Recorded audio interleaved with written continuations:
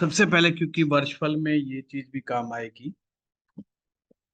देखिए, ये बुद्ध की नाली का जो कंसेप्ट है, ये बहुत फेमस है लाल किताब में। और खास करके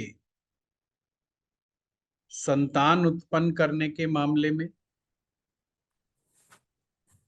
घर गृहस्थी के मामले में बुद्ध की नाली का बहुत ज्यादा उपयोग है। साथ में शुक्र कितनी शक्ति का, शुक्र आपकी कुंडली में कितना पावरफुल बना हुआ है, ये बात को समझने के लिए बुद्ध की नाली का उपयोग करते हैं। अब इसको समझना आसान भी है और बहुत मुश्किल भी है। अगर हम किताबाई भाषा में जाएंगे तो ये टिपिकल हो जाएगा, पर इसको मैं बहुत ही साधारण तरीके से समझाने का प्रयास करता हूं। लाल किताब ने बुद्ध को एक अंडा माना। हमारी खोपड़ी भी अंडा ही है।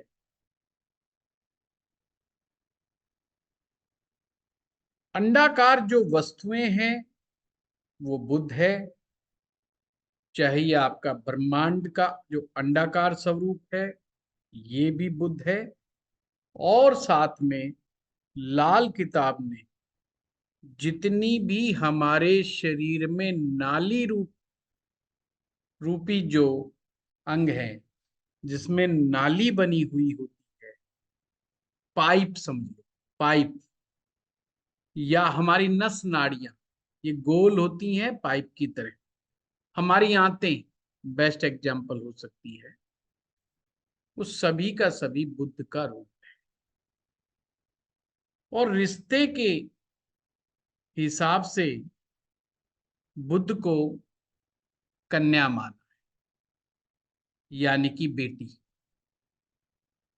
वो बेटी जो 13 वर्ष की आयु से कम है। और शुक्र ग्रह को एक स्त्री माना है। और कन्या ही आगे चल करके स्त्री का रूप धारण करती है। अब थोड़ी देर के लिए आपका ध्यान मैं सप्तम भाव की तरफ लेके जाना चाहता हूं। सप्तम भाव, सातवां भाव, जो कि बुध और शुक्र दो ग्रहों की मिल्कियत है। या आप ऐसा कह सकते हो, लाल किताब ऐसा मानती है, घर संसार बसाने का ज्ञान दो ग्रहों को है, बुध को और शुक्र को। या इसका उल्टा ले लो, अगर जिस व्यक्ति की कुंडली में बुध और शुक्र ग्रह ठीक नहीं, वो आदमी घर नहीं बसा सकता। ऐसे समझ लो, कैसे भी समझ लो, मतलब कि बुध शुक्र के पास ही नॉलेज है घर गृहस्थी बसाने की। और अगर बुध शुक्र किसी भी तरीके से खराब हो जाए तो वो घर गृहस्थी नहीं बसा सकते। घर गृहस्थी बसाने की जब बात आती है तो केवल विवाह का ही मैटर नहीं होता हमारे यहाँ पे। विवाह के बाद संतान उत्पन्न करना भी एक बहुत बड़ा धार्मिक पुण्य का कार्य माना जाता है। अब लाल किताब कहती है, देखो भाई, ऐसा है, कोई भी ग्रह अपने से तीसरे भाव में बैठे हुए ग्रह में अपना असर शामिल नहीं कर सकता। मान लीजिए कि कोई ग्रह आपका पहले भाव में बैठा है, बड़े आराम आराम से समझना है, बड़े आनंद के साथ समझना, तो आपको बहुत क्लियर हो जाएगा। बिल्कुल जोर नहीं डालना अपने। पहले भाव में मानो कोई ग्रह बैठा है और तीसरे भाव में कोई ग्रह बैठा है। तो लाल किताब कहती है ये पहले भाव का ग्रह अपने गुण तीसरे वाले ग्रह के साथ जाके नहीं जोड़ सकता, पर यदि बुध की नाली कायम हो जाए तो ऐसा हो सकता है। अब आपके दिमाग में आएगा ये बुध की नाली क्या है। पहली बात तो ये जो बुध की नाली है, इसका मतलब है बुध ग्रह एक रास्ता बना लेता है शुक्र तक पहुंचने का। बुध ग्रह एक रास्ता बना लेता है शुक्र ग्रह तक पहुंचने का, और बुध ग्रह अपने गुण शुक्र में मिला देता है। लाल किताब का कंसेप्ट है कि शुक्र बिना बुध के पागल हो जाता है, शुक्र बिना बुध के मुकम्मल नहीं। या आप ये भी समझ सकते हो, लाल किताब ने बुध को फूल माना है और शुक्र को फल माना है, उसका फ्रूट माना है। अगर शुक्र ग्रह को बुध का साथ ना मिले तो शुक्र ताकतवर नहीं कहलाता। इसको लिख लो आप, आगे तक याद रखना। जिस कुंडली में शुक्र को बुध का साथ ना मिले या बुध ताकतवर ना हो, ये दो कंडीशन बहुत जरूरी है शुक्र के शक्तिशाली होने के लिए। शुक्र जब ही शक्तिशाली कहलाएगा जब या तो उसको बुध का साथ मिल जाए या बुध ताकतवर हो कुंडली के अंदर। अगर इंडिपेंडेंट बैठ करके ताकतवर है तो भी शुक्र को मदद मिल जाएगी। ये आपको प्रेडिक्शंस करते समय जो टिपिकल केस होते हैं वहां पर ये सूत्र बड़ा काम आएगा। जैसे कई बार हम फंस जाते हैं कि किसी व्यक्ति का शुक्र छठे भाव में बैठा है। अब आपने वैदिक ज्योतिष में पढ़ा है कि साहब शुक्र छठे में तो मरणासन हो गया। लाल किताब कहती है शुक्र छठे में नीच राशि में हो गया। मतलब दोनों विद्वान एक मत है कि यहाँ पे मामला गड़बड़ हो गया। पर उसके औलाद भी है, उसके पास पत्नी भी है, घर गृहस्थी भी चल रही है, डिवोर्स भी नहीं हुआ है, और कंडीशन इतनी बुरी भी नहीं है। तो स्टूडेंट कंफ्यूज हो सकता है कि ये साहब क्या हो गया, क्योंकि यहाँ तो वैदिक ज्योतिष वाला मैटर भी नहीं काम कर रहा और लाल किताब वाला भी काम नहीं कर रहा, ये आ क्या रहा है। तो यहां पर हमने देखना है कहीं बुध ग्रह शुक्र के साथ अपनी नाली तो नहीं बना रहा। अगर शुक्र के साथ बुध ने अपनी नाली कायम कर ली है तो शुक्र अपने नेगेटिव परिणाम नहीं देगा, यानी मैरिज में सेपरेशन नहीं देगा, संतान पैदा करने की क्षमता भी शुक्र के पास ही है। अब इसको समझने के लिए थोड़ा सा मैं उस तरीके से समझाने की कोशिश करता हूं आपको स्क्रीन पे, ताकि अगर नहीं समझ में आया तो यहां से समझ में आ जाएगा। आपको ऐसे समझना है, ये अंडाकार जो है ये बुध ग्रह है, और एक अंडा, अंडा तो नहीं कहना चाहिए, एक शुक्र कह देना चाहिए। शुक्र को मैं गर्भ कह, एक स्त्री का गर्भ। जब भी कोई बच्चा इस संसार में आता है तो अपनी मां की गर्भनाल से जुड़ा हुआ, गर्भनाल, जैसे एम्बिकल कॉर्ड भी बोलते हैं इंग्लिश में, अपने देसी भाषा में नॉल बोल देते हैं, नाल बोल देते हैं, गर्भनाल हिंदी में बोल देते हैं। इसी नाल के द्वारा बच्चा जो है भोजन प्राप्त करता है। यही जो नाली है, यही नाली, इसे ही बुद्ध की नाली भी समझ सकते हैं। एक तरह से आपने ऐसे समझना है, जब बुध शुक्र के साथ अपनी नाली कायम करता है, बुध शुक्र के साथ जब अपनी नाली कायम करता है तो बुध की एनर्जी शुक्र की तरफ चलती है। किसकी एनर्जी? बुध ग्रह की एनर्जी शुक्र ग्रह की तरफ चलती है। यानी कि बुध ग्रह अपने गुण शुक्र में मिलाने जा रहा है, और शुक्र ग्रह में जब बुध का असर शामिल हो जाता है तो वो कामयाब शुक्र होता है। यानी कि उसको भोग विलास करने की शक्ति, दाम्पत्य जीवन चलाने की शक्ति, संतान उत्पन्न करने की शक्ति, तीनों प्रकार की ताकतें उसे शुक्र को प्राप्त हो जाती है। अब आपने जब मसनूई ग्रह पढ़े थे तो आपको एक चीज याद होगी, ये चीज आई कहां से है? ये आई है शुक्र ग्रह राहु और केतु से मिलकर के बनता है। ये चीज आपको याद है, राहु केतु से मिलकर के शुक्र का निर्माण होता है। और आप जान करके बड़े हैरान होंगे, जो स्पर्म होते हैं, जो शुक्राणु होता है, वो बिल्कुल इस तरह का कुछ बना हुआ होता है, उसका चित्र। और जो इसका हेड है वो राहु है, और जो इसकी टेल है वो इसका केतु है। यानी स्पर्म का हेड जो है राहु है, जो टेल है वो केतु है। इसे ही लाल किताब ने कहा है राहु और केतु दोनों मिलकर के शुक्र बन जाता है। अब पॉइंट समझ में आया, शुक्र को क्यों संतान पैदा करने की ताकत से जोड़ा गया है।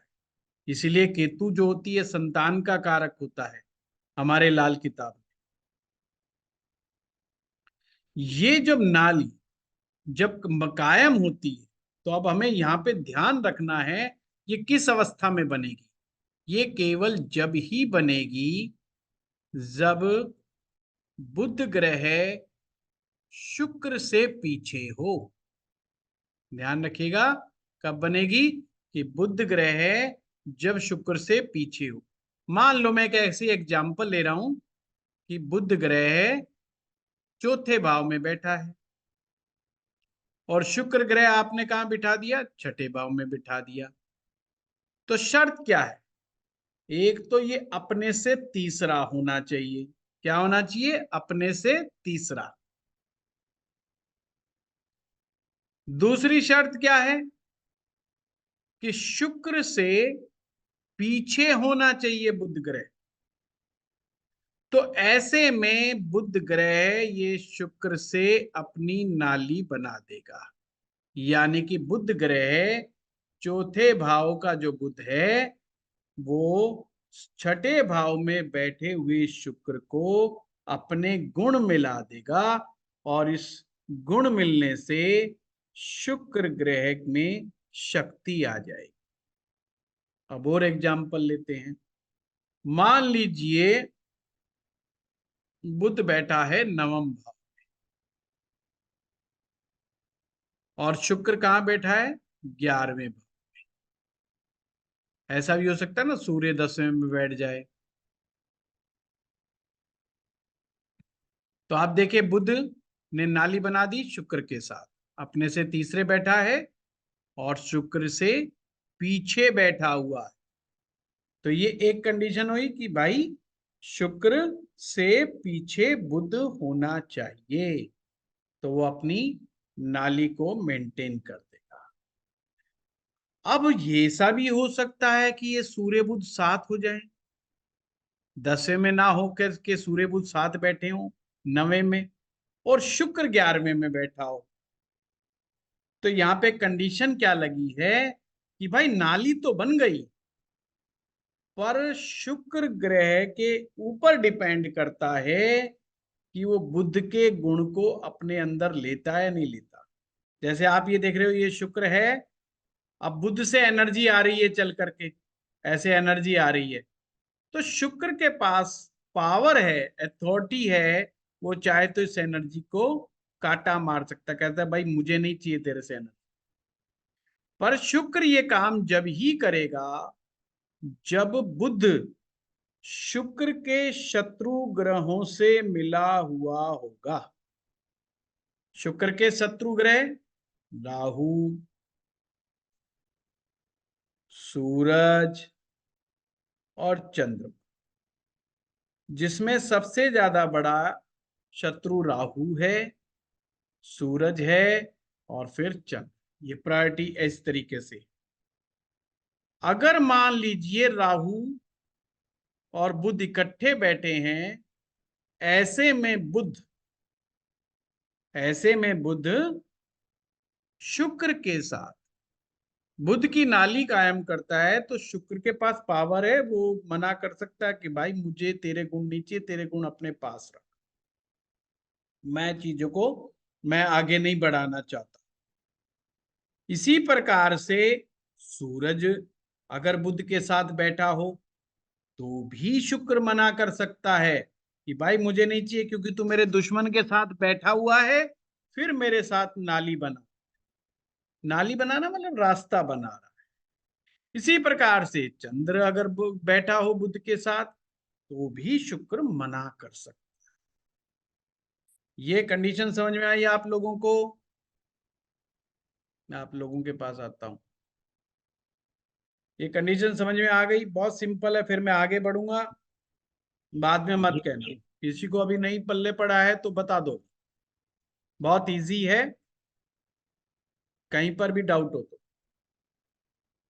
बहुत बढ़िया। तो इसमें कंडीशन क्या आ गई है कि पहली बात, बुध ग्रह शुक्र से पीछे होना चाहिए। पर एक कंडीशन ऐसी भी है जिसमें अगर शुक्र पीछे हो, यानी बुध ग्रह से शुक्र पीछे रह जाए, तो भी नाली बन सकती है, बशर्ते शर्त एक है, उस समय बुध ग्रह के साथ मंगल बैठा हो। बस ये कंडीशन याद रखना इसमें, और कोई अपवाद नहीं है। ये अपवाद है। पहली बात तो नाली जब ही बनेगी जब बुध शुक्र से पीछे हो, और अगर मंगल बैठ जाएगा बुध के साथ तो भी नाली बन जाएगा। अब नाली बनने का मतलब ये, अब संतान पैदा हो सकती है, संतान पैदा करने में सक्षम होगा व्यक्ति, घर गृहस्थी चलाने में सक्षम होगा व्यक्ति। एक और कंडीशन कहते, क्या कंडीशन है? अगर शुक्र आपकी कुंडली में पहले भाव में आ जाए, फर्स्ट हाउस में यदि शुक्र बैठा हो, फिर बुध का कोई मायने नहीं रहता कि वो आगे बैठा है कि पीछे बैठा है। अगर शुक्र पहले भाव में बैठा हो तो बुध की नाली देखने की आपको आवश्यकता ही नहीं, चाहे, और इसी सूत्र को आपने वर्ष फल में भी लगाना है। जैसे वर्ष फल में ये नियम याद रखो, जो ग्रह भी पहले भाव में आता है वो उस साल का राजा हो जाता है। He will be the king of this year. उस साल का वो ग्रह राजा होगा। अब राजा को कोई मना नहीं कर सकता, और राजा किसी नियम का मोहताज नहीं। तो ये मान के चलो, जब लगन में शुक्र आएगा तो ताकतवर ही है, उसमें घर गृहस्थी चलाने की, घर गृहस्थी बसाने की, संतान उत्पन्न करने की, वो सारी ताकत उसके पास है ऑलरेडी। तो बुध चाहे आगे है, पीछे है, दाएं बाएं, कोई फर्क नहीं पड़ता। क्रिस्टल क्लियर हुआ? जी गुरु तो जी। अब हमें तीन चीज इसके माध्यम से पता चली इस सूत्र के, कि ये कहां पर इंप्लीमेंट होगा।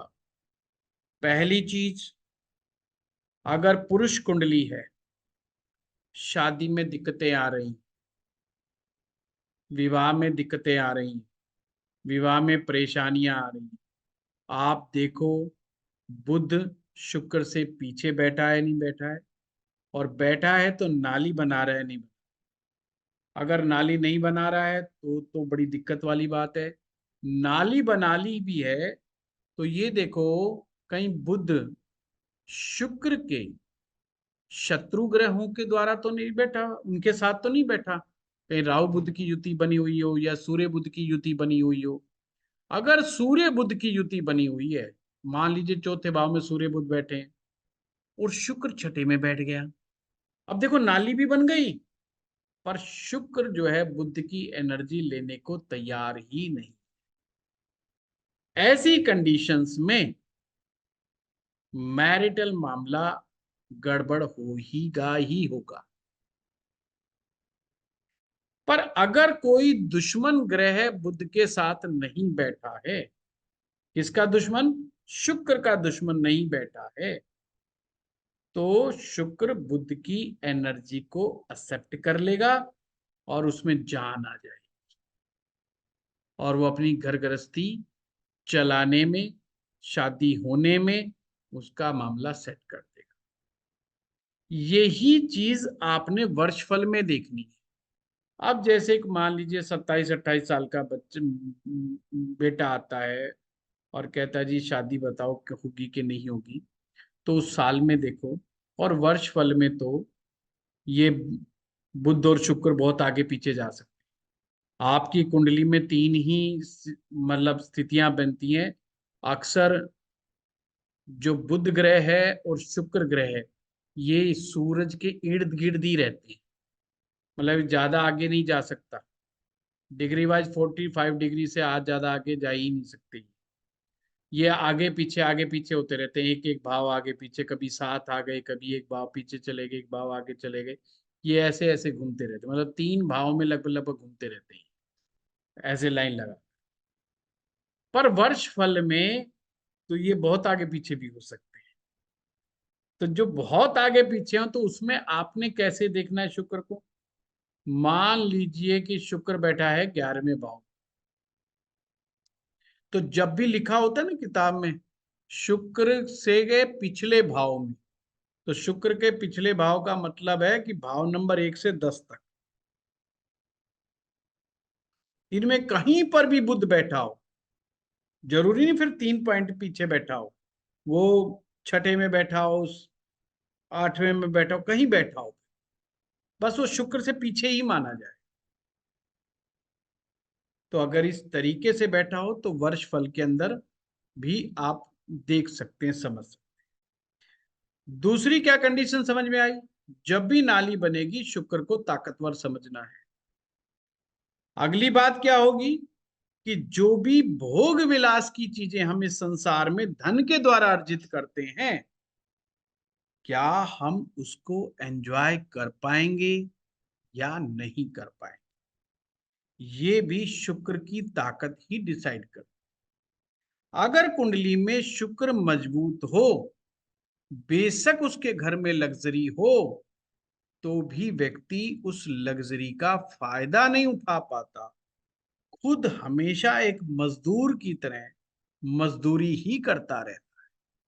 इसलिए अगर लाइफ को जीना है, लाइफ को एंजॉय करना है, तो कुंडली में शुक्र का शक्तिशाली होना निहायत जरूरी।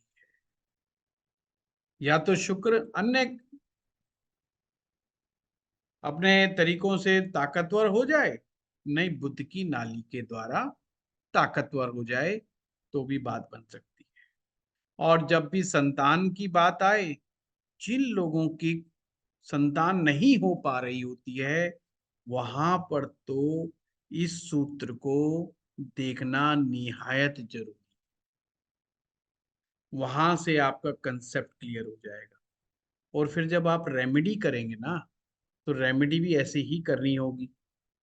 तो जैसे मान लीजिए चौथे भाव में राहु बुध इकट्ठे बैठे हैं और छठे के अंदर शुक्र बैठा है, तो शुक्र ने तो ब्रेक लगा दिया, शुक्र ने क्रॉस मार दिया कि भाई मुझे तेरी एनर्जी नहीं चाहिए, क्योंकि तू राहु के साथ बैठा है। तो वो मना किसको कर रहा है? राहु को मना कर रहा है कि राहु को एंट्री नहीं लाने दे रहा। तो ज्योतिषी को क्या चाहिए? उपाय किसके होंगे? राहु के। राहु को उस साल के लिए आप बिल्कुल खत्म कर दो, डाउन कर दो एकदम। अगर आपको संतान चाहिए तो वर्ष फल में मान लो ये कंडीशन हो जाए या कुंडली में हो जाए, तो 1 साल के लिए तो हम राहु की चीजों को बहते जल में प्रवाहित कर देंगे। जैसे जौ है, रांगा है, नारियल है, ये सब राहु की चीजें हैं। इसको पूरे विधि विधान से जल प्रवाह करेंगे और अन्य संतान संबंधी उपाय बताएंगे तो चांस बनते हैं। प्लस जब भी ऐसी कंडीशन हो उस व्यक्ति को कहें डॉक्टरी सलाह जरूर ले, दवाइयों का सहारा लेना बहुत जरूरी। केवल लाल किताब के उपाय से ही काम नहीं चलने वाला, पर अगर वो डॉक्टर की सलाह लेता है, आपके लाल किताब की रेमेडीज को अपनाता है, तो चांसेस कई गुना बढ़ जाएंगे। जैसे कई बार केस आता है कि साहब हम 2 बार 3 बार आईवीएफ करवा चुके हैं, आईवीएफ कामयाब नहीं हो पा रहा है, तो अक्सर देखना लड़के या लड़की की कुंडली में शुक्र को बुध से ताकत प्राप्त नहीं हो रही। सिंपल कंसेप्ट है, शुक्र को बुध से ताकत प्राप्त नहीं हो रही। और अभी अभी मैंने बताया है, जब शुक्र को बुध का साथ नहीं मिलता तो शुक्र बना है राहु और केतु से। तो ये मान के चलो जब शुक्र कमजोर है तो उस व्यक्ति की कुंडली में राहु और केतु की एनर्जी भी असंतुलित है, वो भी बैलेंस नहीं है, वो भी गड़बड़ी है, चाहे वो कहीं बैठा हो। और राहु केतु की जब एनर्जी अनबैलेंस होगी तो उसके जीवन में अन्य तकलीफें भी बहुत आ जाती।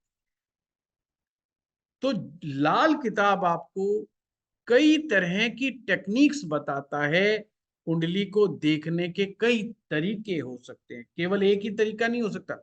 जैसे वैदिक ज्योतिष में मैं पढ़ाता था तो स्टूडेंट अक्सर कहते थे कि भाई आप गुरुजी बहुत तरीके हैं, बहुत बहुत टेक्निक्स हैं।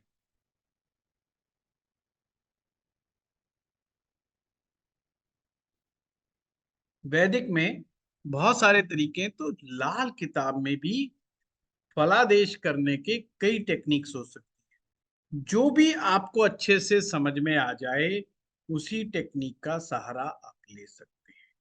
ठीक है। अब मैं आपके इससे रिलेटेड कुछ क्वेश्चन, कोई अगर आपकी कुंडली में किसी के बैठा हुआ है कोई ऐसी कंडीशन, तो जरूर पूछिएगा। हाँ बताइए विशाल जी। सर, जैसे आपने बताया कि अगर शुक्र को मरकरी की का साथ मिलना चाहिए, तो अगर दोनों साथ ही बैठे हों तो देखो दो तो साथ मिल ही गया विशाल जी, वो तो साथ ही बैठ गया। तो ठीक है। एक ही हाउस में जब दो ग्रह मिल जाते हैं तो वो एकदम साथ ही आ गए, मतलब तो एनर्जी ट्रा। अब तो झगड़ा सिर्फ इतना रह गया कि साथ बैठने वाला अपना खास है कि अपना दुश्मन है। ज्योतिष में किसी भी हाउस में अगर दो ग्रह इकट्ठे बैठ जाएं तो ये तो चीज समझनी चाहिए कि यहाँ पर एनर्जी ट्रांसफॉर्मेशन बहुत हो रहा है और उसको कोई भी ग्रह रोक ही नहीं सकता। जैसे कि मान लीजिए आप एक रूममेट के साथ एक कमरा लेके रहने लग जाते हैं। अब आप जो है कितना मर्जी ध्यान रख लो पर छोटी से छोटी चीज का ध्यान नहीं रख सकते। अब मान लीजिए आपने हाफ हाफ कर दिया, भी खर्चे अलग अलग। और मान लीजिए आप चाय पत्ती ले आए, दूध ले आए, पर वो भी अपने ले आया, अब उसकी चाय पत्ती खत्म हो गई। अब आप सो रहे हैं, उसने चाय पत्ती चुपचाप ली और आपकी चाय पत्ती डाल ली, अब आपको पता भी नहीं। और अगर पता चल भी जाए तो आप क्या करें? आप कुछ नहीं कर सकते। हो गया सो हो गया, क्योंकि ये जब दो लोग एक साथ रहेंगे एनर्जी ट्रांसफॉर्मेशन को आप नहीं रोक सकते। खतरा उसी बात का है कि कहीं वो हमें ज्यादा डेंट ना मारे, और कोई खतरा दूसरा है ही नहीं। अगर वो आपका मित्र है तो डेफिनेटली आप परवाह नहीं करोगे, कहो कोई बात नहीं भाई, आज इसने ले ली कल मैं ले लूंगा, ये मेरा साथ देगा मैं इसका साथ दूंगा। तो एक म्यूचुअल अंडरस्टैंडिंग बनती है। जब बुध शुक्र साथ होते हैं तो दोनों में एनर्जी ट्रांसफरेशन दब के होता है। तो यहाँ तो वो कंसेप्ट ही खत्म हो गया कि शुक्र को बुध का साथ नहीं मिला, तो बुध तो पूरा शामिल ही हो गया उसमें, घुस गया उसमें, वो तो पूरी एनर्जी शुक्र को दे दी उसने। तो बुध शुक्र की युति को ज्योतिष में अच्छा माना जाता है। जब भी ध्यान रखना, बुध शुक्र इकट्ठे मिल जाएं कुंडली में, और अगर वो केंद्रीय त्रिकोण में मिले खास करके, तो एक प्रकार का वो लक्ष्मी योग मानना। मैं लाल किताब की भाषा में बता रहा हूं। अगर यही लक्ष्मी योग में सूरज शामिल हो जाए तो कुछ कमी आ जाएगी, पर फिर भी लक्ष्मी योग तो लक्ष्मी योग ही है। कमजोर तबके का होगा पर कम होगा। पर सूर्य बुध शुक्र की युति मैरिज लाइफ के लिए थोड़ा दिक्कत देगी, क्योंकि शुक्र का दुश्मन सूरज वहां के बैठ गया। उसको मजा नहीं आ रहा। किसको मजा नहीं आ रहा? शुक्र को मजा नहीं आ रहा। शुक्र को इतना बलाबल तो मिल गया कि वो अपनी घर गृहस्थी चला ले, किसी से चाहे रो के चलाए, पीट के चलाए, चला लेगा किसी तरीके से। पर उसको खुद को आनंद नहीं आ रहा। शुक्र को आनंद नहीं आ रहा। शुक्र को आनंद नहीं आ रहा है का मतलब क्या हुआ? अपने को मतलब यह है कि अपने अंदर से खुशी नहीं आ रही है। वो जो एक फैमिली की हैप्पीनेस में जो एंजॉय करना चाहिए वो हम नहीं कर पा रहे। अब मान लो सूरज भी नहीं आया, राहु घुस गया, बुध शुक्र की युति भी आई तो राहु आ गया, या फिर रोड़े हो जाएंगे। अब उनको भी संतान हो जाएगी क्योंकि बुध तो साथ दे रहा है ना। तो इन दोनों कंडीशन में मैंने इसलिए बताया है कि यहाँ संतान भी होगी, शादी भी होगी, पर उनको चलाने में दिक्कत होगी। पर केवल और केवल बुध शुक्र की युति है तो ये तो फंटास्टिक है, अच्छी है, किस्मत चमकाने वाली युति है, मतलब बहुत बढ़िया है। नहीं सर, इसमें लेकिन सिर्फ बुध और शुक्र नहीं है, उसमें साथ में मान लीजिए कि सूर्य भी है, मंगल भी है, राहु भी है। हाँ तो फिर गड़बड़ हो गई ना विशाल जी। मैंने अभी अभी समझाया, सूरज हाँ आएगा तो शुक्र तो परेशान, हाँ, राहु आएगा तो शुक्र तो भी परेशान। हाँ मतलब मंगल। ऐसे समझो कि एक वो बच्चा है, शुक्र एक ऐसा बच्चा बन गया अब यहाँ पर जिसको खुराक पूरी दी जा रही है, काजू बादाम प्रॉपर खिलाए जा रहे, पर लड़का तगड़ा नहीं हो रहा। मतलब खुराक पूरी है, एनर्जी उसे पूरी मिल रही है क्योंकि बुध उसे अपनी एनर्जी पूरी दे रहा है, वो अपनी कमी नहीं छोड़ रहा है। पर जो एनर्जी को एंजॉय करना चाहिए वो एंजॉय नहीं कर पा रहा, due to sun and Rahu दोनों की वजह से। यहां पर मंगल को, एक मंगल की मदद जरूर शुक्र को मिल जाती है, क्योंकि शुक्र जो है मंगल से एनर्जी प्राप्त करता है। ये मदद थोड़ा उसको एक्स्ट्रा जरूर उसको मिल जाती है। तो ऐसी कंडीशन में मैरिज होती है, संतान होती है, घर गृहस्थी चलती है, औलाद आगे बढ़ती है, बट एंजॉय वाला मामला गड़बड़ा बिल्कुल सही है सर। है। चलिए, हाँ ममता जी। सर ये एक और क्वेश्चन था सर, इसमें जैसे हाँ मेन प्रॉब्लम ये आ रही है कि वीनस के पास शक्ति नहीं है, उसको वो बुध से चाहिए। लेकिन अगर वीनस उच्च हो, मतलब 12वें घर में हो, तो भी उसको बुध की शक्ति जरूरी है, या वो उच्च नहीं, हो गया तो? जब भी विशाल जी, इसलिए देखो, ज्योतिष में कंफ्यूजन ऐसे ही केसों में तो आता है। जब तो कहते हैं ये बड़ा ट्विस्ट वाला खेल है कई बार, जी और वो जी हर एक में ट्विस्ट नहीं आता, कुछ केस होते हैं। 1000 कुंडली में कोई एक कुंडली मिल जाएगी जो उसको बेचारे को गुमराह कर देती है, जी स्टूडेंट को। जी वो देख रहा है शुक्र 12वें में बैठा है, फिर भी बेचारे का तलाक हो गया और उसकी शादी नहीं हो पा रही है, जी। दूसरी नहीं हो पा रही है। लोग उसको कहेंगे यार यार तू दो छोड़, तू 4 5 कर ले, तेरा तो शुक्र 12वें में बैठा है, तू झूठ बोल रहा है। तो उसी को झूठा ठहरा देते हैं। उसकी हालत ये होती है उसके बेचारे की एक भी कामयाब नहीं हो रही होती है। तो एक पहले भाव को छोड़ करके हर जगह शुक्र को बुध की ताकत चाहिए, बस सिंपल लाइन में। पहले भाव में शुक्र आ गया जब तो उसे परवाह नहीं बुध की, अन्य कहीं पर भी वो बैठ जाए उसको ताकत चाहिए।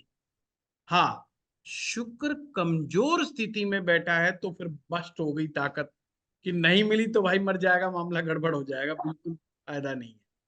ये चीज है। ठीक है। हाँ ममता जी। गुरु जी प्रणाम। प्रणाम।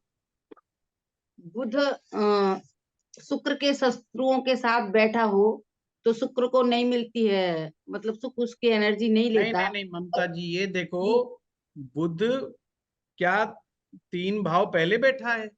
ये जब ही बुध की नाली का कंसेप्ट बनेगा, ऐसे नहीं। अगर मान जी लो सूर्य बुध सप्तम में बैठ गए और 8वें जी। में शुक्र बैठ गया, तो यहाँ वो नाली का कंसेप्ट लगाने की जरूरत नहीं है। यहाँ तो बुध है ही थोड़ा सा पीछे, हाँ, यहाँ एक एक नाली नहीं घर। लगेगी, अपने जी। से तीसरे में ही लगेगी। यानी कि बुध अच्छा। ग्रह से शुक्र तीसरे बैठा हो, नाली जी जब ही बनेगी, अपने से जी। दूसरे में नाली नहीं बनानी। जी अगर किसी का बुध शुक्र से एक भाव पहले बैठा है तो नाली वाला कंसेप्ट नहीं लगाना है आपने, फिर तो आपने जी भाव के अनुसार देखना है कि भाव में कैसे बैठा है, बुध जी अच्छा है कि बुरा है। फिर बुध को देखने के जो और तरीके मैंने बताए हैं उससे चेक करो कि बुध कितना स्ट्रॉन्ग। फिर आपने केवल बुध को इंडिपेंडेंटली स्टडी करना है। अगर जी आपने पाया कि कुंडली में बुध स्ट्रॉन्ग है, जी बुध स्ट्रॉन्ग है, तो शुक्र ऑटोमेटिक ताकतवर हो जाएगा। जी क्लियर क्यों हुई बात? जी शुक्र स्वयं बैठा हो शत्रुओं के साथ, सूर्य के साथ, राहु के साथ। तो खराब हो ही गया ना ममता जी, जी वो तो वैसे ही खराब हो गया, फिर बुध की जी जरूरत ही नहीं, वो तो खुद ही खराब नहीं हो गया। नहीं, पर अच्छा, और बुध की नाली पुरुष में देखी जाती कि स्त्री में? देखो, अगर बुध की नाली बन रही है, मान लीजिए आप जी कहने ये चाह रहे हैं कि जी शुक्र और सूरज साथ बैठ गए हाँ, और ऐसे में बुध पीछे बैठा है और जी बुध ने नाली बना दी। जी अगर बुध ने नाली बना दी है तो फिर बचाव हो जाएगा। जी हाँ, फिर सूर्य शुक्र को ताकत मिल जाएगी थोड़ा, मतलब फिर भी वही रहेगा कि घर गृहस्थी भी बच जाएगी, औलाद भी हो जाएगी, पर खुशी की कमी रहेगी। जी देखो, शुक्र का जब भी, हमेशा ध्यान रखना, जी शुक्र का जब भी दिमाग में ख्याल आए तो आपने दो चीजें दिमाग में आनी चाहिए, जी जोश और आनंद। जी जोश आदमी में जब आता है जब उसको भविष्य में आशा की किरणें दिखाई देती, तो उसमें जोश आ जाता है एकदम। जब उसको अपना नेम फेम ऊपर चढ़ता हुआ दिखाई देता तो उसमें जोश आ जाता है ना। वो कहते थे ना कि अगर बूढ़े आदमी को भी प्रधानमंत्री बना दो तो उसमें भी जोश आ जाता है, फिर वो कहता अब मैं नहीं मरूंगा अब तो वो बिल्कुल एकदम उसके जो पुराने अंगे पंगे ढीले भी हो रहे होते हैं वो भी एकदम टाइट हो जाते हैं, क्योंकि वो जोश आ गया उसके अंदर, खुशी, जो इनर हैप्पीनेस है, इनर हैप्पीनेस, वो वीनस है। इसलिए शुक्र को कहा है ओज शक्ति, जिसको मारा ना जा सके, जिसको दबाया ना जा सके, वो ओज है शरीर का, रेजोनेट करना, दोबारा से जवान हो जाना, जंग हो जाना, खिल जाना, एक तरह से जगह यहाँ खिले खिले से रहते हैं, जहां बैठेंगे हंसेंगे मुस्कुराएंगे, एकदम पॉजिटिव एटमॉस्फेयर कर देंगे। ये शुक्र की एनर्जी। अगर शुक्र किसी भी कंडीशन में गड़बड़ हो रहा हो, चेहरा मुरझाया रहेगा, भविष्य के प्रति उसको आशा की किरण नहीं रहेगी, हमेशा वो भविष्य में कहेगा अरे यार हमारा तो जीवन ही बर्बाद है, हमारी तो लाइफ ही बेकार है, अरे कुछ नहीं यार मेरे चाचा ने ये कर दिया, उसने ये कर, always complaint, complaint complaint complaint complaint. आपने मेरे लिए ये नहीं किया, आपने मेरे लिए वो नहीं किया, आपने अच्छे से नहीं पढ़ाया, टीच क्लास में बच्चा इसलिए फेल हो गया क्योंकि टीचर नहीं आया, या टीचर जो है काले रंग के कपड़े पहन के आता था इसलिए स्टूडेंट को समझ में नहीं आया। मतलब ऑलवेज कंप्लेंट, कोई ना कोई कंप्लेंट निकालनी है और दूसरे में कमी निकालनी है। ये क्या है? शुक्र की कमजोरी। हमेशा ध्यान रखना, जिन लोगों के शुक्र कमजोर होंगे वो दूसरों में कमियां निकालें। इसलिए जब भी हमारा नया सेशन चलता है मैं हर स्टूडेंट्स को एक हमेशा होमवर्क देता हूँ कि आप सभी लोग व्हाट्सएप पे लिखिए आज की क्लास कैसी, और उस क्लास में से पॉजिटिव क्या मिला। वो बात अलग है कि 80 स्टूडेंट 100 स्टूडेंट होते लिखते 10 हैं, वो बात अलग है। अब वो अपने शुक्र को नहीं संभाल पा रहे, क्या करें? हृदय चक्र को हम कहते हैं खुला हो जाता है इससे, क्योंकि प्रशंसा करने का स्वभाव एक दिन या 2 दिन की प्रशंसा करने से स्वभाव नहीं परिवर्तन होता। लाल किताब कहती है लगातार 45 दिन का उपाय करो, 45 डेज। और ये फैक्ट बात है। अगर हम में आपके घर में कोई ऐसा बच्चा है जो हमेशा कंप्लेंट करता है, तो आप उसे 45 दिन का चैलेंज दो कि तू किसी ना किसी की रोज बड़ाई करेगा। और बड़ाई कैसे करनी? बोल के नहीं करनी, लिख, कॉपी में लिख, आज दिन में अच्छा क्या हो। और अगर वो 45 दिन तक पहुंच गया, कामयाब हो गया, आप देखेंगे उसकी पर्सनैलिटी बदलने लग जाएगी और 45 दिन के बाद उस बच्चे में पहले से ज्यादा वो आपको हैप्पी नजर आएगा और उसकी कंप्लेंट करने की आदत एकदम दब जाएगी। और जिस आदमी की कंप्लेंट करने की आदत, कंप्लेंट मैं यहाँ ओरिजिनल कंप्लेंट की बात नहीं कर रहा, ओरिजिनल तो करनी चाहिए, पर अननेसेसरी कंप्लेंट। अननेसेसरी कंप्लेंट क्या होती है यार? 5 स्टार होटल में, यार ये जो हयात होटल है ना, ये वैसा नहीं है जो रेडिशन वाला था ना। रेडिशन वाले ने यहाँ देखो लाल रंग के फूल लगाए थे, इसने पट्टे ने सफेद लगा दी, कोई मतलब नहीं बनाया यार ये, ना ना, इसका डिजाइनर खराब है। अब क्या सेंस बन रही है? वो भी 5 स्टार है, ये भी 5 स्टार, उनने लाल की जगह सफेद लगा दिए। उसको ये एक्सेप्ट भी नहीं है, वो माइंड में बैठा है कि कंप्लेंट कहाँ कहाँ होनी चाहिए, यानी कि वो कंप्लेंट को ढूंढ रहा है। जब हम कंप्लेंट को ढूंढते हैं ना, वो शुक्र की कमजोरी है। लैपटॉप खरीदा, लैपटॉप में ये कमी है, लैपटॉप में वो कमी है, ये ऐसा नहीं है, वैसा नहीं है, उसका बेटर है, फलाना, ये नहीं। कमजोर आदमी इस तरह की कंप्लेंट, छोटी छोटी बात पे कहेंगे हम आपकी कंप्लेंट कर देंगे। कंप्लेंट करने में भाई तुझे 1.25 किलो लड्डू मिल जाएंगे, उसे समझा के देखो, कोई उसे लड्डू देगा क्या? एक समय ऐसा आता है उसके घर परिवार वाले इससे दुखी हो जाते हैं। वो कोई कंप्लेंट करता, कहता अच्छा अच्छा अच्छा, ठीक है ठीक है ठीक है ठीक है, वो कहते हैं इग्नोर करो इसे, इसने रोज करनी है। फिर वो लोग और ज्यादा इरिटेट होते हैं, फ्रस्ट्रेट होते हैं और लाइफ को खराब कर देते हैं। देखो, बड़ा लॉजिकल विज्ञान है अगर हम इसको समझें तो, ज्योतिष। जब हम कहते हैं शुक्र की कमजोरी परिवार को खराब करती है, और शुक्र है हमारी पत्नी। अब पुरुष का शुक्र कमजोर हुआ का मतलब क्या हुआ? अरे पत्नी खराब नहीं है, तीसरा आदमी देखेगा, करे पत्नी तो ठीक ठाक है यार, सही सही खाना भी बना रही है, सब कुछ कर रही है यार, ऐसी तो कोई बड़ी दिक्कत वाली बात भी नहीं है। शुक्र तो पति का खराब है ना। वो करेगा क्या? वो डेली रूटीन लाइफ में उसकी कभी तारीफ नहीं करेगा, वो हमेशा कमियां निकालेगा। दाल क्यों बनाई? रात के समय दाल नहीं खाया करते, प्रोटीन शाम को नहीं खाया करते। अच्छा, उसने 4 दिन तक दाल नहीं बनाई, अरे तुम दाल तो बनाती ही नहीं है, प्रोटीन मुझे कैसे मिलेगा? अब उसको ये टेंशन है। तो जी दिन में तुम चले जाते हो, नहीं नहीं फिर प्रोटीन का तो कुछ करना पड़ेगा, इसका मतलब तू तो बेकार है, तुझे निकम्मी है, तुझे कुछ पता नहीं है, तुझे नॉलेज नहीं है, तुझे फलाना नहीं है, तूने जो है सोयाबीन क्यों नहीं बनाया? अब उसे सोयाबीन याद नहीं आया, वो कहती है अच्छा सोयाबीन कल बना दूंगी। अब सोयाबीन खा के चला गया, ओहो मेरे तो पेट में गैस हो गई, सा क्या सोयाबीन खिला दी, मुझे पेट में गैस हो गए, तुझे ये भी नॉलेज नहीं है, तुझे वो भी नॉलेज नहीं है। उसने कंप्लेंट करना ही करना है। और 5-7 साल के बाद क्या करती है बीवी, है ना, कान बंद कर लेती है, वो कहती जो मर्जी बोले जा, मैंने बनाना वही है जो मैं चाहती, अब तेरी बिल्कुल नहीं चलेगी। वो सड़ा सड़ा भुन भुनाता सा आएगा, रसोई में घुसेगा, जो मिलेगा खा पी के गाली गुली बक बुका के चला जाएगा, खून फूकता रहेगा उसका। फिर वो कहेगा मेरी बीवी बेकार। ये है शुक्र की कमजोरी। जब उस कंप्लेंट करेगा, किसकी कंप्लेंट करेगा? वाइफ को, और वाइफ के मुंह पे कंप्लेंट करेगा, तो प्रेम संबंध कैसे बनेगा? तो दोनों के फिजिकल रिलेशनशिप में ऑटोमेटिक कमियां आनी शुरू हो जाएगी। ऑटोमेटिक अट्रैक्शन रिपल्सन में कन्वर्ट होने लग जाता है। और एक उम्र के बाद 10 साल 12 साल के बाद एक अलग अनोखी सी दूरी बन जाती है। फिर उनकी घर गृहस्थी बच्चे चला रहे होते हैं, बस बच्चे हैं इसलिए चल रहा है, अगर बच्चे ना हो तो वो भी ना चले। ये है पुरुष की शुक्र की कमजोरी, और कोई कमजोरियां नहीं होती है। ये बहुत सारे ज्योतिषियों के मिथ है कि जिन पुरुषों का शुक्र कमजोर होता है उनको बीवियां सुंदर नहीं मिलती, या उनको बहुत झगड़ालू मिलती है, ना ना, ऐसा बिल्कुल नहीं है। पुरुष की शुक्र की कमजोरी कंप्लेंट करने से क्रिएट होती है, और ये बचपन से आदत डेवलप हो जाती है। और जिन बच्चों की कुंडली में अगर ऐसा है, उनको बच्चों को शुरू से समझाओ कि बेटा कंप्लेंट नहीं, एक्सेप्ट द सिचुएशन।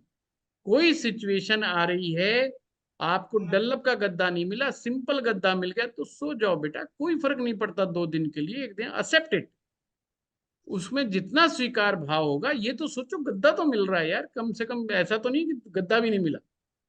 तो उसे आप कंपैरिजन लोएस्ट से समझा, तो उसमें क्या होगा, उसको थोड़ा ताकत और थोड़ा घी घा खिलाओ उसको, है, घी खाने से, मक्खन खाने से थोड़ा शुक्र ठीक होगा, थोड़ी तरावट आने तो उसकी खोपड़ी के अंदर, तो जिससे शुक्र की ताजगी बढ़े।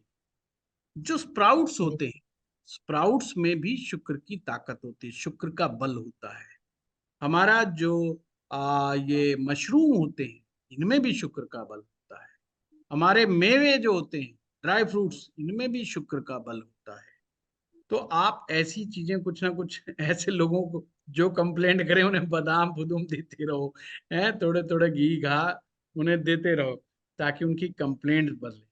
मैं अपनी तरफ से बड़ा प्रयास करता हूं कि स्टूडेंट्स में जब हमारा ये लाल किताब का कोर्स कंप्लीट हो तो उनकी लाइफ चेंज हो जाए।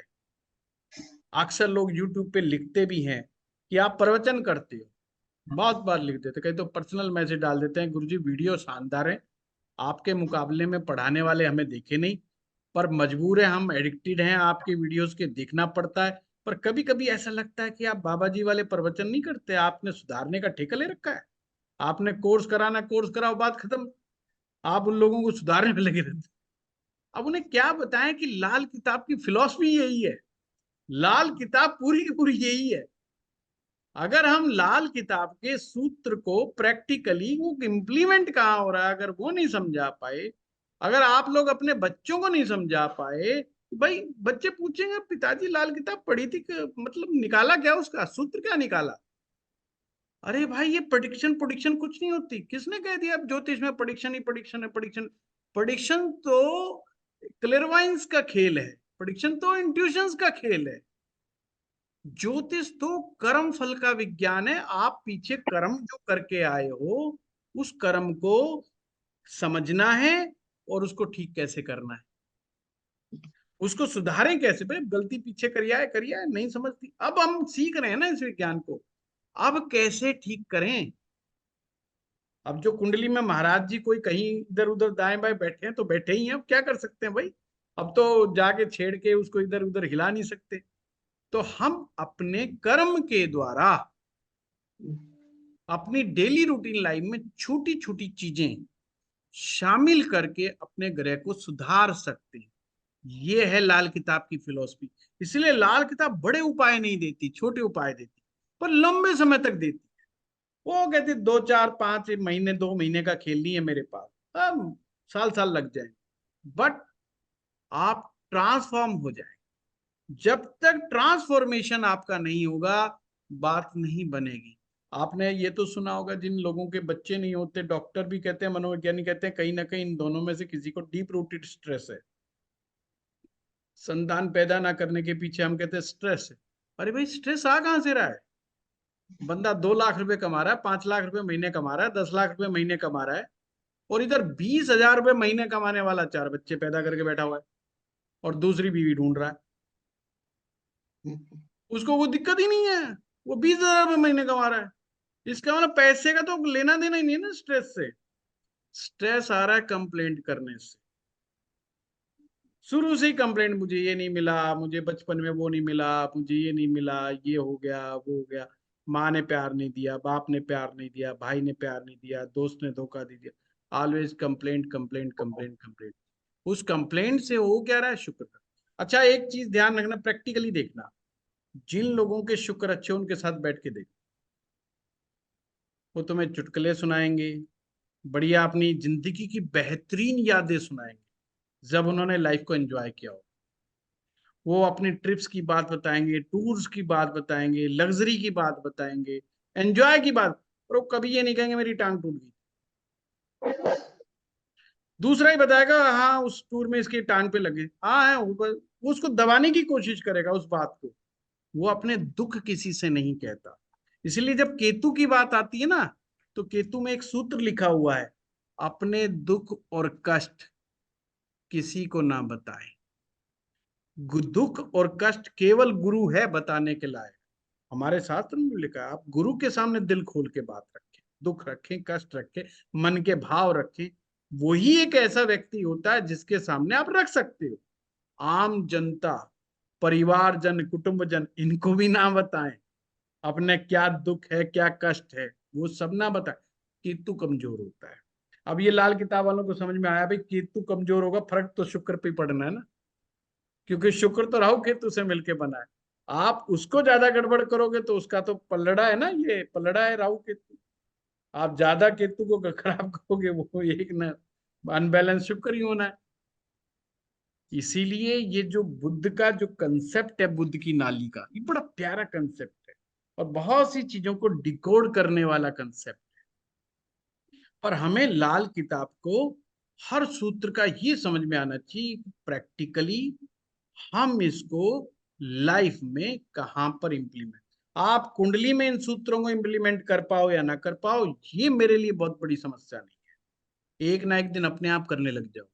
भगवान जिस दिन आप पर कृपा करेगा, जिस दिन तुम्हारे गुरु की तुम्हारे पर कृपा हो जाएगी, उस दिन अपने आप इंप्लीमेंट करने लग जाओगे। मैं इस साइंस को समझता हूँ, मुझे पता है देव योग से अपने आप आ जाएगी अगर अच्छे कर्म करो। पर अगर आपको प्रैक्टिकली इसके सूत्र नहीं समझ में आए कि लाइफ में जीना कैसे है मुझे, तो फिर कुंडलियों में लगाया जाओ, उसका कोई लाभ भी नहीं। ना खुद फायदा लोगे ना दूसरे का फायदा लोगे, हैं? अगर आप खुद ही नहीं मुस्कुरा पाए, खुद ही एंजॉय नहीं कर पाए, तो फिर ज्योतिष सीखा ही काहे कोई भाई। मैं तो सीधी बात कहता हूँ। कई ज्योतिषी बड़े सीरियस एकदम, मुझे कई बार मेरे जो कजन ब्रदर सिस्टर हैं, उनको अगर आप पूछें वो मिल जाए, भाई तो बड़ा मजाक कर, भाई का तो मुकाबला ही नहीं है मजाक के। अरे मेरी वाइफ कह के रे सारे तो इन्हें बहुत सीरियस आदमी समझ रहे होते हैं, पर जो मुझे जानता है वो जानता है कि मैं बहुत एंजॉय की उसमें रहता हूँ, क्योंकि मैं लाइफ को बड़ा पॉजिटिव वे से देखा, और ये लाइफ को पॉजिटिव देखने का जो रास्ता मिला है वो लाल किताब के सूत्रों से मिला है। भाई नेगेटिव देखने से नुकसान अपना ही है, किसी का कुछ नहीं बिग जा रहा, किसी का कुछ नहीं बिगड़ रहा, करे तो अपना खराब हो रहा है, अपने को क्या करना है। तो जो पल मिल जाए बढ़िया आनंद से उसको और अच्छे से जियो, इसी से सारे रोग दोष दुख कष्ट दूर होते हैं। जो दृढ़ हमारे प्रारब्ध के कर्म है पिछले, वो तो भाई भुगतने पड़ेंगे ही पड़ेंगे, उसको कोई नहीं काट सकता। आप ही प्रयास कर सकते हो, है बढ़िया नाम जपो, मंत्र जाप करो, मंत्रों के साथ जुड़ोगे, केतु ग्रह एक्टिव होने लग जाता है आपका। है केतु हमारी ट्रेडिशंस है, हमारी परंपरा है। कुल देवी देवता के दर्शन करो साल में एक बार जा करके, है अपने इष्ट बनाओ, लोगों से कनेक्ट होना सीखो, देवी देवताओं से कनेक्ट होना सीखो, शक्तियों से कनेक्ट होना सीखो। और कनेक्ट जब होंगे जब हम सरेंडर कर देते हैं, टोटल सरेंडर, तू जाने तेरा काम जाने, सरेंडर करेंगे नहीं पट्टे जाके हाजिरी लगा दी। अरे भाई वो कोई अटेंडेंस रजिस्टर है क्या मंदिर में जाकर के तुमने भाई कर दी, और उस पर दबाव बना रहे हो भगवान पे, अब तो देख ले आ गए ना मंदिर में, देख ले बस अब तू जाने तेरे, हाँ सुलट ले, आया हूं मैं, आज तीसरा दिन हो गया, आता नहीं हूं मैं, हाँ ये समझ लेना। अगर इस तरह के आप, वो हाँ भाई बुलाया किसने तेरे को तू काम कहीं काहे को आ गया, हम घर बैठे हैं? तो हमें इन चीजों की सेंस को समझना है। मंदिर क्या है, शिवालय क्या है, अपना घर क्या है, प्रार्थना क्या है, कौन से हाउस से, वो सब चीजें हम लोग देखते हैं। ये बड़ा गहरा विज्ञान है, इसमें उतरते चले जाओ उतरते चले जाओ, जीवन की समझ होती चली जाएगी। है ना, जैसे महात्मा बुद्ध जी कहते हैं, इस संसार में दुखों का कारण अज्ञानता है, इस संसार गुरुजी में दुखों का कारण हमारी अज्ञानता है। तो सज्ञानता की वश ही हम बहुत दुखी हो जाते हैं या खुश हो जाते हैं, दोनों ही बातें। ठीक है। गुरुजी ये बात सत्य है कि हमारे दुखों का कारण अज्ञानता है। जब आप समझाते हैं तो ऐसा लगता है कि कोई साधु संत प्रवचन दे रहा है, और हाँ मेरे यही को ऐसा लगता है, यही बात तो सुनिए लिखते हैं यूट्यूब वाले। जी जी, नहीं, और मेरे को ऐसा लगता है कि जो साधु संत प्रवचन देते हैं उनकी हम्म, जगह आपका प्रवचन चलना चाहिए, तो लोगों हाँ को अपनी अपने कर्मों का पता चले कि हम कहाँ गलतियां कर रहे पर हैं। ममता जी मेरे साथ समस्या ये है, मुझे प्रवचन नहीं देने आते, क्योंकि मैं नहीं स्पिरिचुअली नहीं उस तरह से नहीं है। मुझे सिवाय ग्रहों की वो भाषा और कोई मैं नहीं अगर प्रवचन दूंगा उसमें भी सूर्य और चंद्रमा ही समझा रहा हूँ।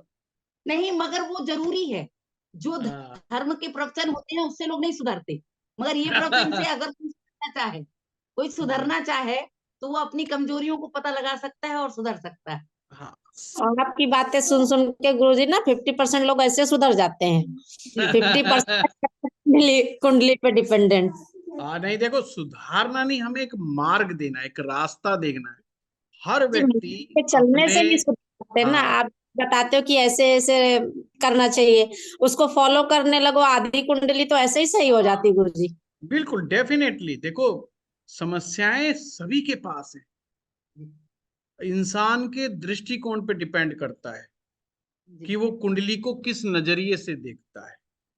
आप कुंडली में भयंकर से भयंकर कमियां निकाल सकते हो और भयंकर से भयंकर बढ़िया चीजें निकाल सकते हो। अब अक्सर लोग पूछते हैं जी, गुरुजी कुंडली कैसी है मेरी? अच्छा, मेरी आदत, मैं कहता हूँ बहुत बढ़िया है, ये एक मेरी आदत है बहुत बड़ी, और वास्तव में बढ़िया होती भी है। जिसके हाथ पैर काम कर रहे हैं, दिमाग काम कर रहा है, हाथ पैर चल रहा है, उसका समय भी बहुत बढ़िया ही चल रहा है, कि कोई दशा खराब नहीं। दशा उसकी खराब है जो बेचारा बेड रिडन है, जिसका बेचारे का हाथ काम नहीं कर रहा, सर काम नहीं कर रहा, पाँव नहीं काम कर रहा, उसको तो कहीं भी बेचारे का समय खराब चल रहा है।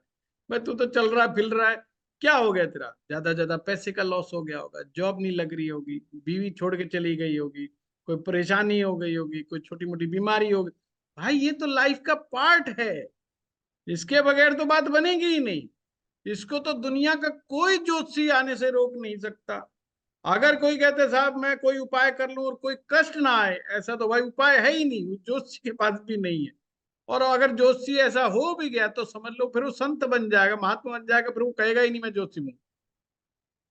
अबल तो ये उपाय है ही नहीं। अगर होता तो भगवान शिव पार्वती के द्वारा बता देते। भगवान शिव खुद कह रहे हैं पार्वती को, माँ पार्वती को, कि इंसान ने जो किया है वो तो भोगना पड़ेगा, और उसके लिए भोगने के लिए ये जिम्मेवारी शनि भगवान को दे दी है।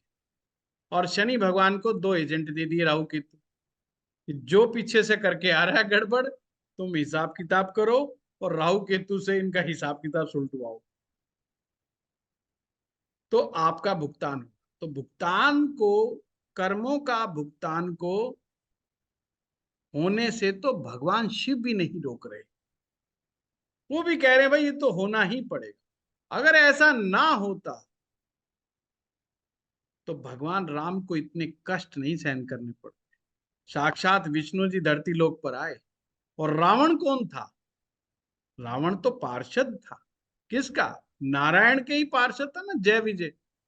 आप सुनिए रावण था कौन पीछे जाकर, आप हैरान हो जाएंगे। और किसे शत्रु बनाया? वो आपका जो वीडियो स्त्री श्राप वाला है, हाँ जी, जो सुना था जी, उसमें आपने जो बताया है कि जैसे जो अपन को पता नहीं रहता तो, और कोई दुख आता है तो ज्यादा दुख होता है, और अगर हमें पता चल जाए कि ये तो होना ही है तो जी, उसको हम मतलब खुशी से स्वीकार कर लेते हैं, हाँ, फिर यस। इतनी तकलीफ नहीं होती। तो ये जानकारी बहुत बड़ी बात हो गई ना। Mamata ji, ji acceptance is the best defence. Ji अगर कोई कष्ट, कोई दुख है और आपने उसको स्वीकार कर लिया कि हाँ भाई है। जी मेरे पास अक्सर लोग कई बार आते हैं डायबिटीज के पेशेंट, जब उनको पहली बार डायबिटीज होती, तो जो, मैं तो 18-20 साल से गुड़गांव में सेक्टर 14 से ज्योतिष का कार्य कर रहा हूँ, पाठ पूजा का भी हमारा बड़ा काम है। तो जी अक्सर जब यंग बच्चे किसी समय आते थे, जब वो अब 35-40 साल की उम्र में हो गए, तो उनको जब पहली बार शुगर पता चलती है ना, तो भागे भागे आते पंडित जी के पास, भागो ये क्या हो गया, टेस्ट में रिपोर्ट गड़बड़ आ गई, डॉक्टर ने कह दिया भाई तू तो शुगर होगी तुझे। तो अक्सर उनके साथ मैंने जो एक देखा है कई केसेस में, जब वो शुगर की दवाई ले रहे होते हैं ना पहली बार, उनकी शुगर कम नहीं हो रही होती, उल्टा बढ़ रही होती है। और 5-7 दिन के बाद फिर भागे हुए आते हैं वो, कि अरे गुरुजी पता नहीं इस बार कैसी शुगर मेरे को हो गई, डॉक्टर की अंग्रेजी दवाई ले ली फिर भी डाउन नहीं हो रही। और डॉक्टर भी हैरान है कि डाउन क्यों नहीं हो रही। और उसके पीछे जानते हो आप रीजन क्या होता है? एक्चुअली में वो लोग एक्सेप्ट नहीं कर पा रहे होते कि तुम्हें शुगर हो गई। वो दिल से स्वीकार नहीं करते कि शुगर हो गई, टेस्ट रिपोर्ट तो आ रही है शुगर हो गई है, वो स्वीकार नहीं करते। और वो उतने दिनों तक शुगर ऊपर बनी रहती है जब तक वो स्वीकार नहीं कर लेता। जैसे ही कहता है हाँ भाई हो गई, आज से चाय में चीनी बंद, आज से ये बंद, आज से एक्सरसाइज शुरू, भाई मेरे हो गए शुगर। अब मैं वो जब 10-20 लोगों को बता देता ना कि हाँ भाई मेरे शुगर हो गई है, उसी समय शुगर एकदम डाउन आ जाता। अगर व्यक्ति पहले दिन से स्वीकार कर रहे हाँ भाई हो गई और स्ट्रेस ना बढ़ने दे, आप देखेंगे वो छोटी मोटी उपाय से ही उसको जो है ना शुगर डाउन हो जाएगी। मतलब आयुर्वेद का कोई चूर्ण ले लिया या कोई छोटा मोटा फ्रेज कर लिया, एक्सरसाइज कर ली, उससे ही शुगर डाउन आ जाता, क्योंकि उसने एक्सेप्ट कर लिया। और बहुत सारे लोग शुगर की बीमारी को 1-1 साल तक स्वीकार नहीं कर पाते, अड़ जाते हैं कि हम ये गोली नहीं लेंगे, हम वो गोली नहीं लेंगे, हम फलाना नहीं लेंगे, हम ढिमकाना नहीं लेंगे, हम ये नहीं करेंगे, हम वो नहीं करेंगे। तो उस वजह से उनमें दिक्कत ज्यादा आती है। तो acceptance is the best defence. जीवन में कोई दुख हो, कोई कष्ट हो, फर्स्ट ऑफ ऑल एक्सेप्ट। आ गया ना, परमेश्वर ने भेज दिया ना तुम्हारे पास, स्वीकार करो। परमात्मा बावला थोड़ी कुछ सोच समझ के भेजा होगा। तुम्हारी कोई कॉपी के पन्ने फटे हुए होंगे जो तुम फाड़ के फेंक आए हैं चोरी छिपे से, अब वो वापिस आ गए उठ करके चिपका दिए। तुम्हें तो अपना अकाउंट नहीं पता, पर ऊपर वाले को तो पूरा अकाउंट पता है, वो बिल्कुल सही कर रहा है। उसके मैथमेटिक्स के ऊपर आप बिलीव करो, उसका मैथमेटिक्स गलत नहीं है, हमारा गलत हो सकता है, क्योंकि हम तो बहुत मोहग्रस्त ज्यादा लोग हैं दौड़ते ना, हो ना तुम। मोहग्रस्त लोग हैं, तो मोहग्रस्त लोगों का मैथमेटिक्स उल्टा सीधा ही होता है। तो ये चक्कर है। चलिए ठीक है। हाँ सुनीता जी। सर एक क्वेश्चन है छोटा सा। हाँ बताइए कोमल जी। राहु और केतु के मिलने से शुक्र बनता है, तो राहु केतु तो कभी मिलेंगे ही नहीं, दे ऑलवेज। नहीं नहीं कोमल जी, वैसे मिलने से नहीं, जैसे अभी अच्छा, बताया है ना, हाँ वैसे नहीं मिलते। वैसे तो आप ठीक कह रहे हो, वैसे थोड़ी मिलेंगे। मिलने का मतलब है कि शुक्र के अंदर 2 ग्रहों की एनर्जी है, उसमें राहु की भी राइट एनर्जी है, उसमें केतु की भी एनर्जी है। केतु की राइट जो एनर्जी है वो स्पिरिचुअल एनर्जी है, और राहु की जो एनर्जी है वो संसारिक एनर्जी है। इस संसार में चालाकियों से दूसरे की जेब से कैसे पैसा निकालना है और लाइफ को कैसे एंजॉय करना है, ये शुक्र के हालात है ना। शुक्र को क्या, हम कहते हैं शुक्र किसका बढ़िया भाई, विदेश यात्राएं कर रहे हैं, घूम रहे हैं, 5 स्टार होटल में रेस्ट कर रहे हैं, आराम कर रहे हैं, मौज ले रहे हैं, सैलून में बैठे हुए हैं और करे। अभी कौन करेगा।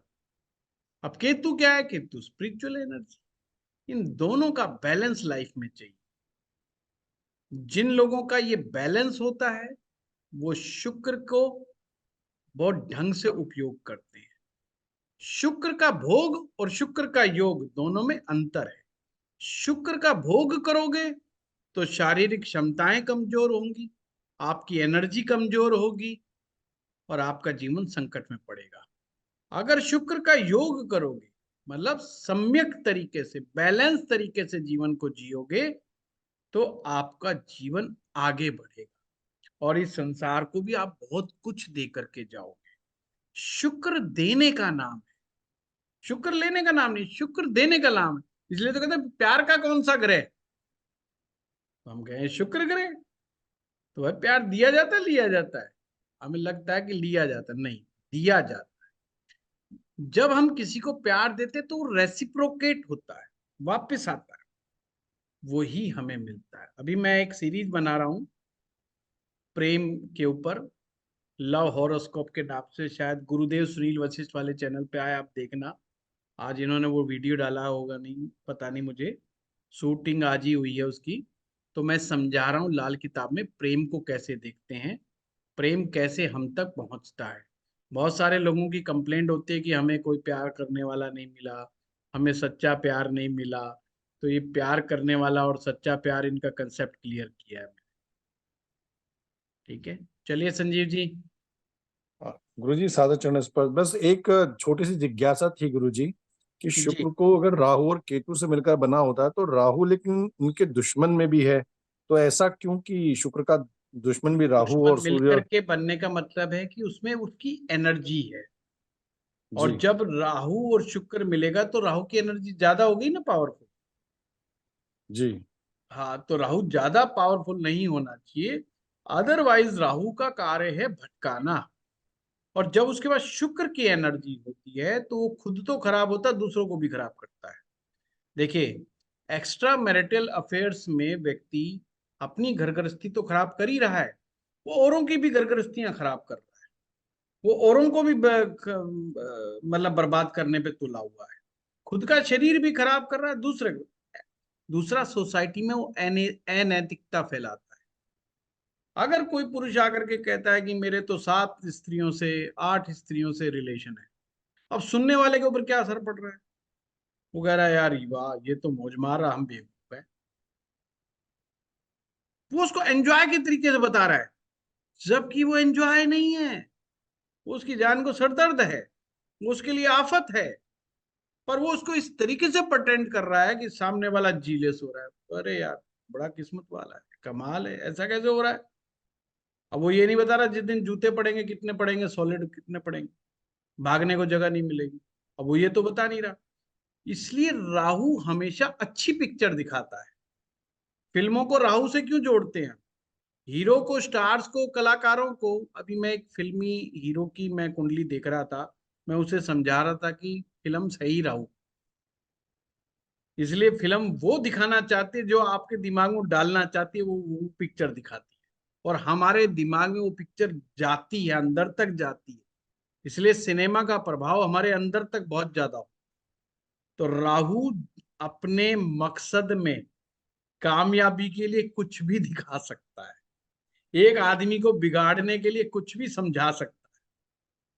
जैसे जो यंग बच्चों को जब दारू पीना सिखाई जाती है तो कहते हैं अरे यार मेच्योरिटी आ जाएगी, तुम्हारे चेहरे पे एक चमक आ जाएगी, थोड़ा पी, है ना, एक बियर का कप तो पीना ही चाहिए तुझे, है ये फुल मग पी तो देख कितना जल्दी मैच्योर हो जाता है। अब वो क्या कर रहा है, इसका कोई लॉजिक है? डॉक्टर कहेगा ये बात गलत, आयुर्वेद वाला कहेगा बिल्कुल गलत, नैतिकता कहती है बिल्कुल गलत, पर बच्चा उसकी बात मान लेगा कि यार मैं और अच्छे से यंग हो जाऊं। अरे यंग तो होना ही होना है भाई, तेरे को रोक के कौन बैठा है? पर उस राहु ने समझा। इसलिए राहु शुक्र का मेल ठीक नहीं, क्योंकि शुक्र आकर्षण है। जब राहु साथ में मिल जाएगा तो लोगों को चकमा देने में कामयाब हो जाएगा। कहते हैं बड़ा यार देखने में तो बड़ा अच्छा लगता है बंदा, यार बड़ा शरीफ सा लगता है, तो उन लोगों से लोग ज्यादा गच्चा खा जाते हैं। लोग ठगी के शिकार उन्हीं लोगों से हो जाते हैं जो देखने में बहुत अच्छे लगते, सुनने में बहुत अच्छे लगते हैं। वहीं तो राहु छिपा हुआ है। चलिए, जी धन्यवाद आप लोगों का। चरण स्पर्श गुरु जी। तो प्रणाम। एक छोटा सा क्वेश्चन है, हाँ बताइए। 8th हाउस का जो बुध शुक्र होता है उसको कैसे डिनोट करेंगे? 8th हाउस का जो बुध शुक्र है, पहली बात तो जो हमने आज का विषय उठाया उसमें उनको कोई प्रॉब्लम नहीं, ना संतान पैदा करने में, ना शादी करने में, कहीं भी प्रॉब्लम नहीं आती अगर बुध शुक्र इकट्ठे मिल गए। मैंने बताया ना, शुक्र को बुध का साथ मिलना चाहिए, मिल गया। अब वो चाहे 8वें में मिले चाहे 6ठे में जाके मिले, उससे कोई मतलब नहीं, उसको बुध का साथ मिला था, मिल गया। जी सर, बस यही। हाँ Thank किरण जी, गुरु जी प्रणाम। प्रणाम। किरण जी कुछ कह रहे हैं? यस गुरु सर। जी जी सर नमस्कार। नमस्कार। सर जैसे मैं अभी किसी की आपसे बात करते हुए कुंडली देख रही हूँ, उस पर्सन की 40+ हो गई, एज से शादी नहीं हुई, तो लाल किताब की कुंडली देखी जाए तो मरकरी आगे है, और यदि वर्ष फल देख रही हूँ तो 8वें घर में वीनस है ते- और 6ठे आगे घर में मरकरी है। वर्षफल मत देखो, पहले मेन कुंडली देखो कि क्यों नहीं हुई। उसका जवाब मेन कुंडली देगी। वर्षफल तो मेन ये देगी कि कब कब होगी, वो कब वाला मेथड उधर है। सबसे पहले प्रॉमिस D1 से ही निकलेगा, और कहीं पर अड़चन है तो उसका उपाय कराओ। जब तक उपाय नहीं होगा उसका सही रियल प्रॉब्लम का, तो होगी भी नहीं, टाइम जाएगा, दशाएं आएंगी जाएंगी और चल जाएगी उसका। अच्छा, मतलब वर्ष फल में अब दशा दिख भी रही है, वीनस आगे हो गया, तो भी जब तक हम मेन कुंडली का उपाय नहीं करेंगे तब तक वो यूटिलाइज नहीं कर पाएगा उस दशा को। ये देखो, प्रॉमिस 42वें साल में शादी का प्रॉमिस दे रहा है कि 40वें में दे रहा है कि 45वें में दे रहा है, या दे ही नहीं रहा। ओके, हाँ, नहीं दे रहा तो फिर दशा कुछ काम नहीं करे। जी प्रणाम। प्रणाम। चलिए, धन्यवाद। Thank you sir. प्रणाम गुरुदेव।